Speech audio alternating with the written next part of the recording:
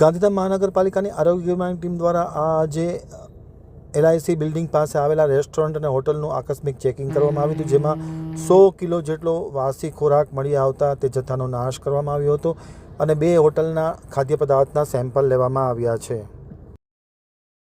હવે છે ગાંધીધામ આમતક ન્યૂઝ બ્યુરોનો એક વિસ્તૃત અહેવાલ. ગાંધીધામ મહાનગરપાલિકા દ્વારા આજે મોટી કાર્યવાહી કરવામાં આવી હતી. ગાંધીધામ મહાનગરપાલિકા દ્વારા આજે વિવિધ હોટલ અને રેસ્ટોરન્ટનું એક આકસ્મિક તપાસ હાથ ધરવામાં આવી હતી. તપાસમાં 100 કિલો જેટલો વાસી અને અખાદ્ય ખોરાક મળી આવતા મહાનગરપાલિકાની ટીમ દ્વારા સ્થળ ઉપર નાશ કરવામાં આવ્યો હતો, જ્યારે 2 હોટલના સેમ્પલ પણ લેવામાં આવ્યા છે. 2 ખાદ્ય પદાર્થના સેમ્પલ લેવામાં આવ્યા છે. વધુ પૃથ્થકરણ માટે વડોદરાની લેબોરેટરીમાં મોકલી આપવામાં આવ્યો છે.